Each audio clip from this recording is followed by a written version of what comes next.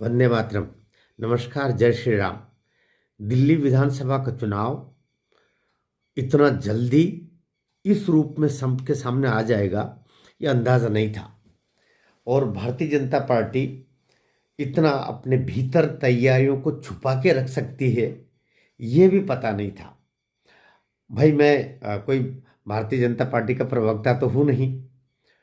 Bharatiya Janata party के प्रति मेरे मन में जगह बहुत है, क्योंकि देश को प्यार करता हूँ, सनातन धर्म को प्यार करता हूँ।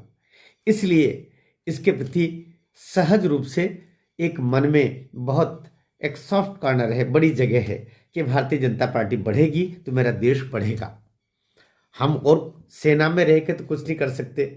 कम से कम बीजेपी के रास्ते में कोई कांटे आ रहे हों तो उनको ठीक करके इस पार्टी के लिए तो कम से कम एक सुगम रास्ता बना सकते हैं।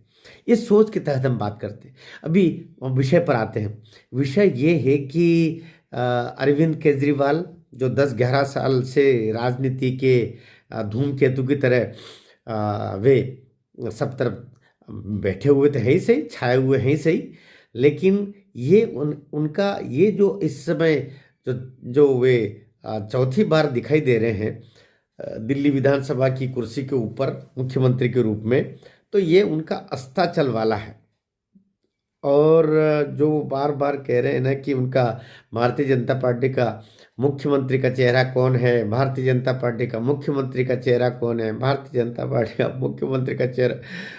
भारतीय जनता पार्टी ने मुख्यमंत्री के चेहरे के रूप में एक ऐसा चेहरा अब तक छुपा के रखा था जो अब लगभग बाहर हो गया, कि जिसका नाम आते ही सिहरन हो रही है।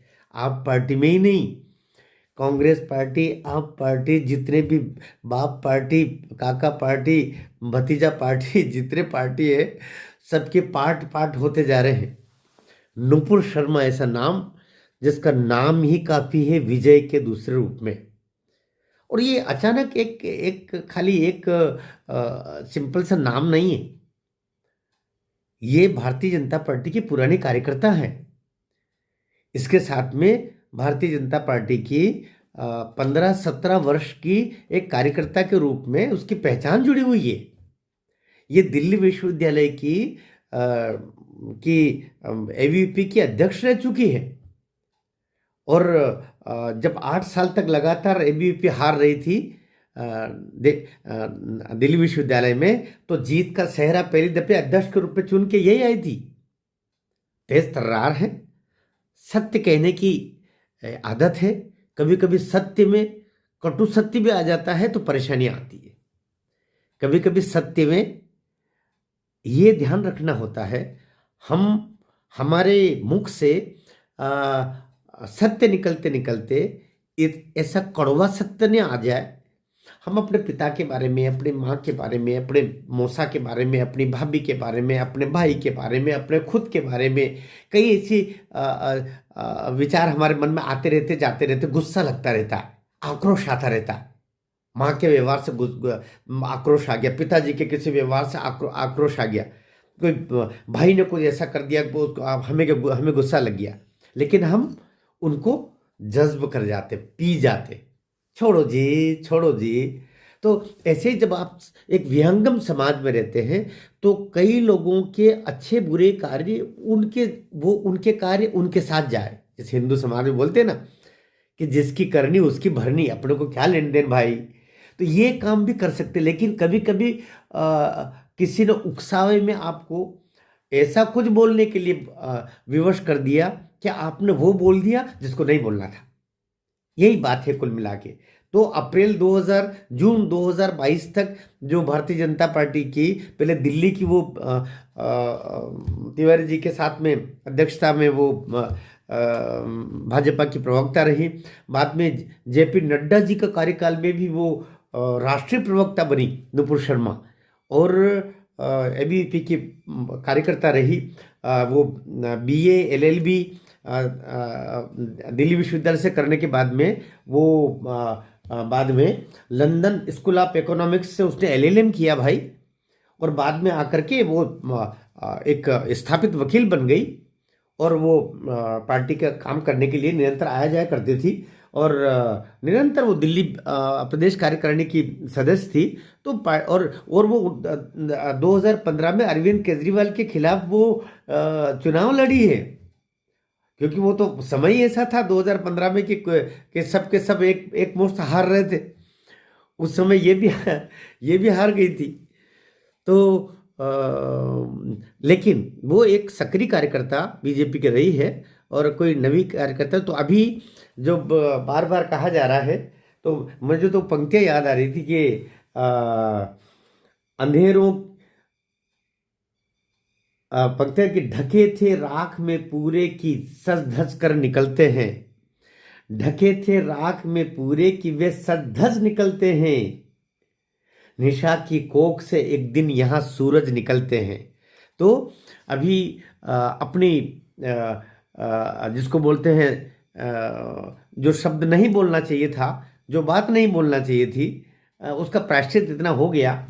और वो लगभग 2-2.5 साल से वो पूरे अंधेरों में रह करके और वो उसने अपना नुपुर शर्मा ने जीवन निकाला है। लेकिन अब पार्टी ने भी तय कर लिया है, दिल्ली की जनता ने भी तय कर लिया है कि इतना प्रायश्चित काफ़ी होता है। तो अब जो है भारतीय जनता पार्टी की वो मुख्यमंत्री के चेहरे के रूप में अभी जो सूची आने जा रही है, उसमें कहा जा रहा है कि उसका नाम भी होगा और मुख्यमंत्री की दावेदार के रूप में पार्टी उसी को आगे करेगी। और मान